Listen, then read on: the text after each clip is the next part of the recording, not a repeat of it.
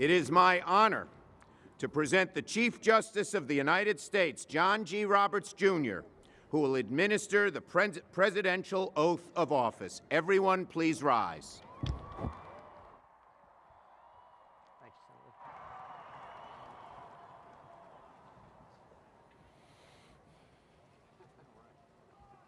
Please raise your right hand and repeat after me. I, Barack Hussein Obama, do solemnly swear. I, Barack Hussein Obama, do solemnly swear. That I will faithfully execute. That I will faithfully execute. The office of President of the United States. The office of President of the United States. And will, to the best of my ability. And will, to the best of my ability. Preserve, protect, and defend. Preserve, protect, and defend. The Constitution of the United States. The Constitution of the United States. So help you God. So help me God. Congratulations, Mr. President. Well done.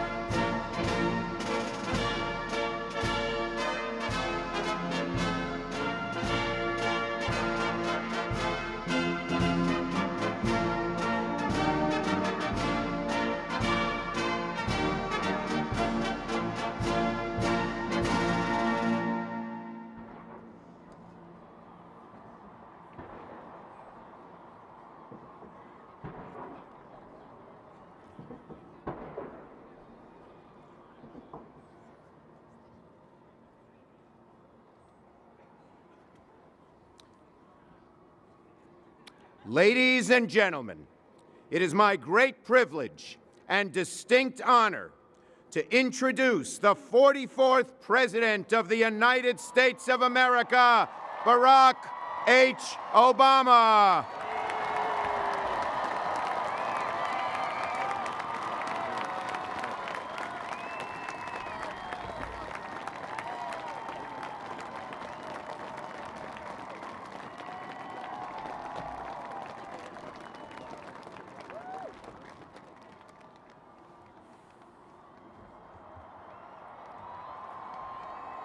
Thank you.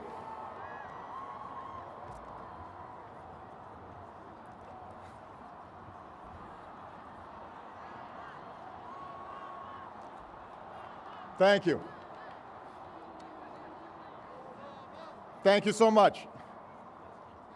Vice President Biden, Mr. Chief Justice, members of the United States Congress, distinguished guests, and fellow citizens. Each time we gather to inaugurate a president, we bear witness to the enduring strength of our Constitution. We affirm the promise of our democracy.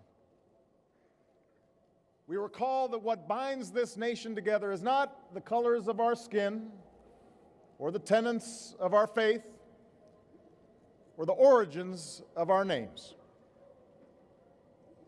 What makes us exceptional, what makes us American,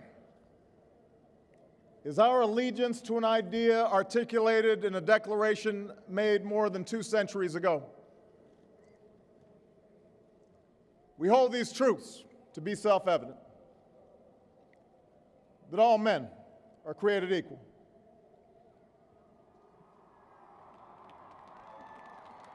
that they are endowed by their Creator with certain unalienable rights, that among these are life, liberty, and the pursuit of happiness. Today, we continue a never-ending journey to bridge the meaning of those words with the realities of our time. For history tells us that while these truths may be self-evident, they have never been self-executing. That while freedom is a gift from God, It must be secured by his people here on earth. The patriots of 1776 did not fight to replace the tyranny of a king with the privileges of a few or the rule of a mob. They gave to us a republic, a government of and by and for the people, entrusting each generation to keep safe our founding creed. And for more than 200 years we have. Through blood drawn by lash and blood drawn by sword, we learned that no union founded on the principles of liberty and equality could survive half slave and half free. We made ourselves anew and vowed to move forward together. Together, we determined that a modern economy requires railroads and highways to speed travel and commerce, schools and colleges to train our workers. Together, we discovered that a free market only thrives when there are rules to ensure competition and fair play. Together, we resolved that a great nation must care for the vulnerable and protect its people from life's worst hazards and misfortune. Through it all, we have never relinquished our skepticism of central authority, nor have we succumbed to the fiction that all society's ills can be cured through government alone. Our celebration of initiative and enterprise, our insistence on hard work and personal responsibility, these are constants in our character. But we have always understood that when times change, so must we. That fidelity to our founding principles requires new responses to new challenges. That preserving our individual freedoms ultimately requires collective action.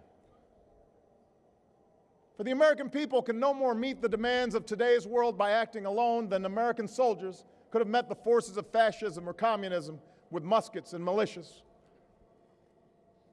No single person can train all the math and science teachers we'll need to equip our children for the future, or build the roads and networks and research labs that will bring new jobs and businesses to our shores.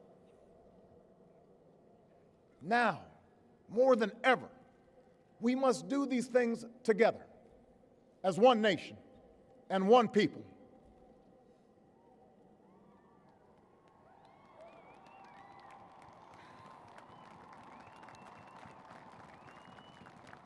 This generation of Americans has been tested by crises that steeled our resolve and proved our resilience.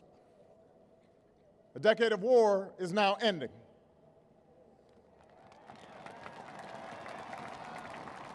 An economic recovery has begun. America's possibilities are limitless, for we possess all the qualities that this world without boundaries demands: youth and drive, diversity and openness, an endless capacity for risk, and a gift for reinvention. My fellow Americans, we are made for this moment, and we will seize it so long as we seize it together.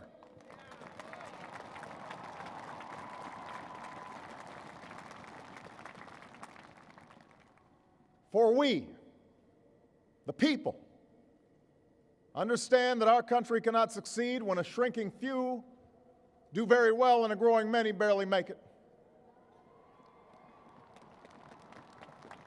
We believe that America's prosperity must rest upon the broad shoulders of a rising middle class. We know that America thrives when every person can find independence and pride in their work, when the wages of honest labor liberate families from the brink of hardship. We are true to our creed when a little girl born into the bleakest poverty knows that she has the same chance to succeed as anybody else because she is an American, she is free, and she is equal not just in the eyes of God, but also in our own.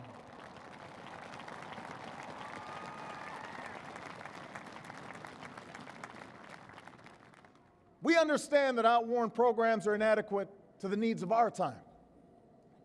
So we must harness new ideas and technology to remake our government, revamp our tax code, reform our schools, and empower our citizens with the skills they need to work harder, learn more, reach higher. But while the means will change, our purpose endures. A nation that rewards the effort and determination of every single American. That is what this moment requires. That is what will give real meaning to our creed. We, the people, still believe that every citizen deserves a basic measure of security and dignity. We must make the hard choices to reduce the cost of health care and the size of our deficit. But we reject the belief that America must choose between caring for the generation that built this country and investing in the generation that will build its future.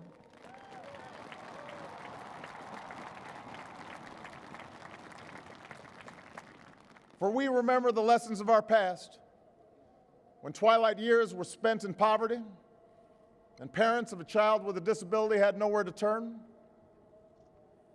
We do not believe that in this country freedom is reserved for the lucky or happiness for the few. We recognize that no matter how responsibly we live our lives, any one of us, at any time, may face a job loss or a sudden illness or a home swept away in a terrible storm. The commitments we make to each other through Medicare and Medicaid and Social Security, these things do not sap our initiative, they strengthen us. They do not make us a nation of takers, they free us to take the risks that make this country great.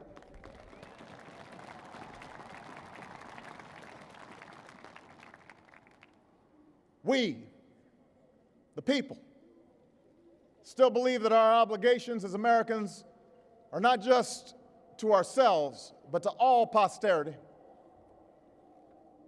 We will respond to the threat of climate change, knowing that the failure to do so would betray our children and future generations.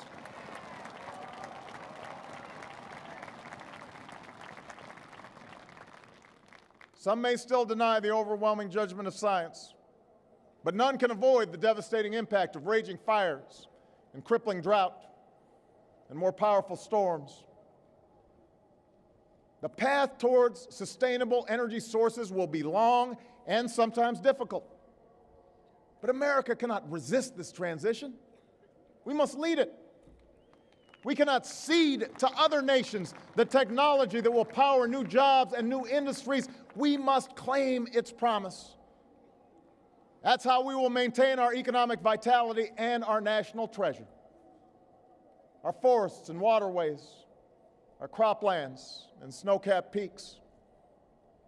That is how we will preserve our planet, commanded to our care by God.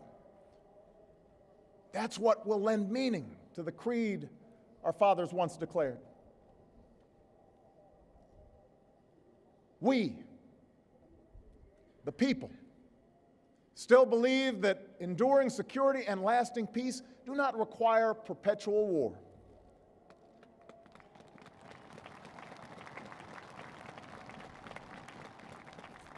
Our brave men and women in uniform, tempered by the flames of battle, are unmatched in skill and courage.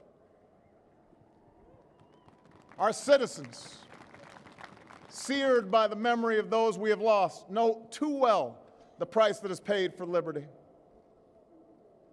The knowledge of their sacrifice will keep us forever vigilant against those who would do us harm.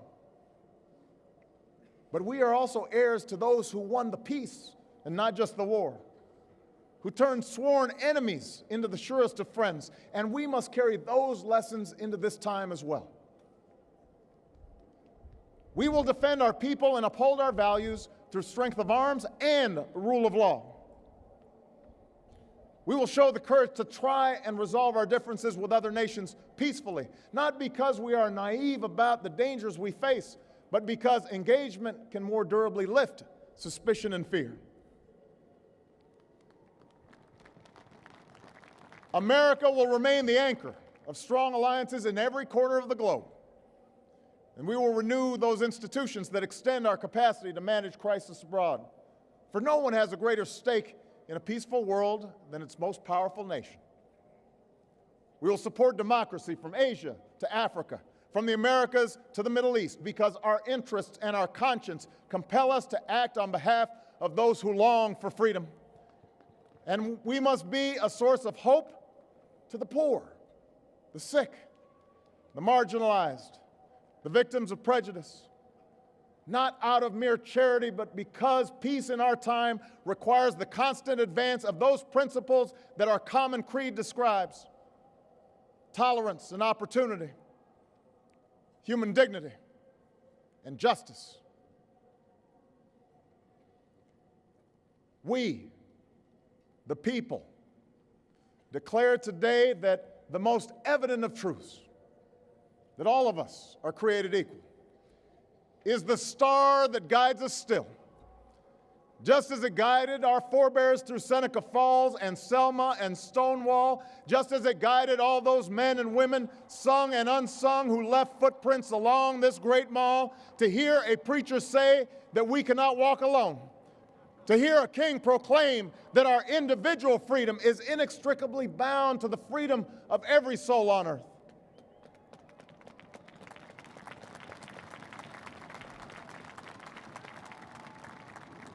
It is now our generation's task to carry on what those pioneers began.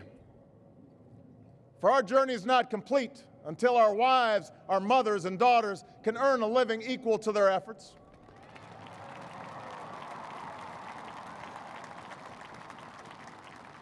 Our journey is not complete until our gay brothers and sisters are treated like anyone else under the law. For if we are truly created equal, then surely the love we commit to one another must be equal as well. Our journey is not complete until no citizen is forced to wait for hours to exercise the right to vote.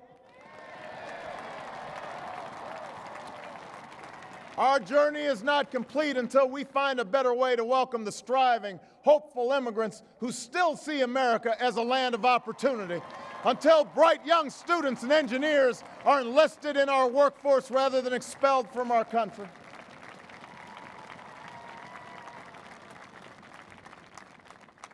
Our journey is not complete until all our children, from the streets of Detroit to the hills of Appalachia to the quiet lanes of Newtown, know that they are cared for and cherished and always safe from harm.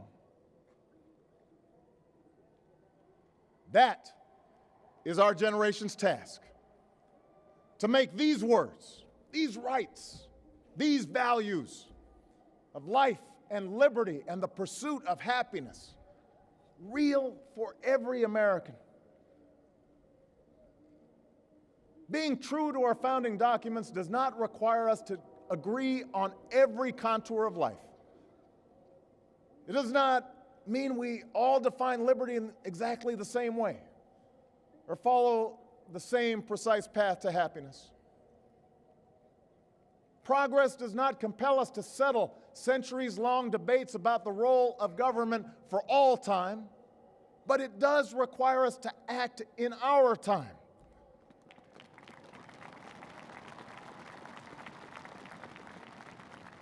For now, decisions are upon us, and we cannot afford delay.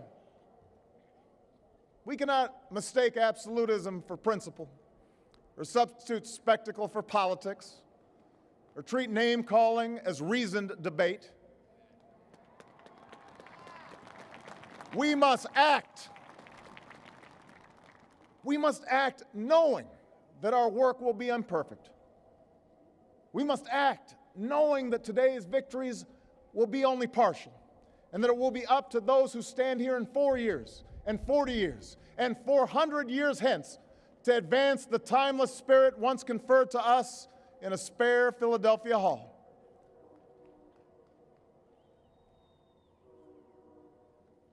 My fellow Americans, the oath I have sworn before you today, like the one recited by others who serve in this Capitol was an oath to God and country, not party or faction.